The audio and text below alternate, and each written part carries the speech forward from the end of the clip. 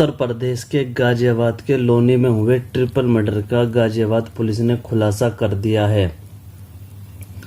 जो रईसुद्दीन थे, जो घर के मुखिया थे, उनके सगे छोटे भाई के लड़के ने इस घटना को अंजाम दिया है।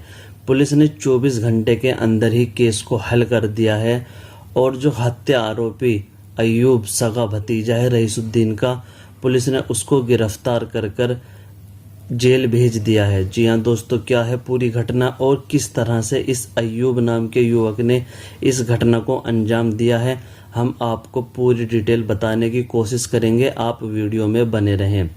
दोस्तों, 28 तारीख की रात को पुलिस को घटना मिली थी। लोनी के टोनी मोहल्ला में किसी को गोली लगने से कोई घायल हुआ है।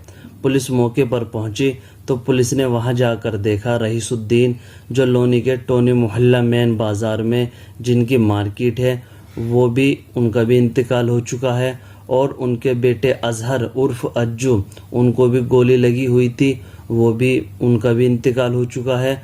और उनके छोटे बेटे इमरान, उनको भी गोली लगी थी और उनका भी इंतकाल हो चुका है। जो रईसुद्दीन की बीवी हैं फातिमा, उनकी सांसें चल रही थी, उनको तुरंत हॉस्पिटल में भर्ती कराया गया है। दोस्तों, कल सुबह में खबर आ रही थी कि उनका भी इंतकाल हो चुका है। ऐसी अफवाहें सामने आ रही थी, लेकिन दोस्तों उनका अस्पताल में इलाज चल रहा है और अभी उनकी हालत सीरियस है। दोस्तों, ये जो अयूब है, ये रईसुद्दीन के सगे छोटे भाई का लड़का है और ये अपने ताऊ के पास अपना काम शुरू करने के लिए, कबाड़े का काम शुरू करने के लिए 10 लाख रुपए की डिमांड लेकर गया था। इसने अपने ताऊ रईसुद्दीन से 10 लाख रुपए उधार मांगे थे। इसने कहा था कि मुझे कबाड़े का काम करना है दिल्ली के अंदर, आप मुझे 10 लाख रुपए उधार दे दीजिए। रईसुद्दीन ने वो पैसे देने से मना कर दिया तो ये 28 की रात को वहीं रुक गया। ये अपने साथ एक बंदूक भी लेकर गया था। फिर 28 तारीख की रात को करीब इसने पुलिस को बताया 2:30 बजे के करीब ये अपने ताऊ के पास फिर गया। इसने अपने ताऊ से फिर पैसों की डिमांड करी। ताऊ ने पैसे देने से मना कर दिया तो इसने आव न देखा ताऊ, इसने अपने ताऊ पर फायरिंग कर दी।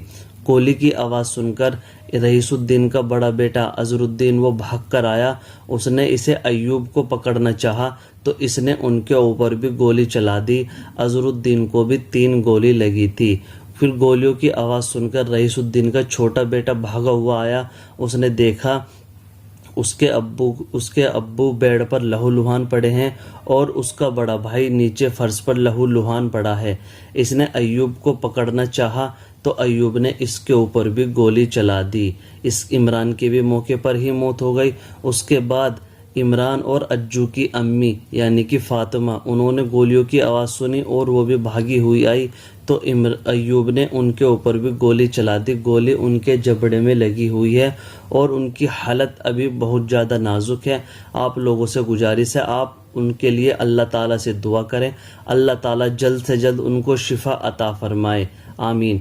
उसके बाद दोस्तों, जो इस घर की बहू है अफसाना, उसने आकर भागकर इसे अयूब को पकड़ना चाहा तो अयूब ने उनके ऊपर भी गोली चलानी चाहिए, लेकिन उसकी बंदूक में किसी वजह से कमी आने के कारण वो गोली नहीं चला सका। ये वहाँ से भागने में कामयाब रहा।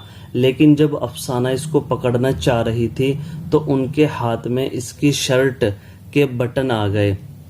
इसकी शर्ट के बटन वहीं पर गिर गए। उसके बाद ये वहाँ से छत के रास्ते भागकर निकल गया।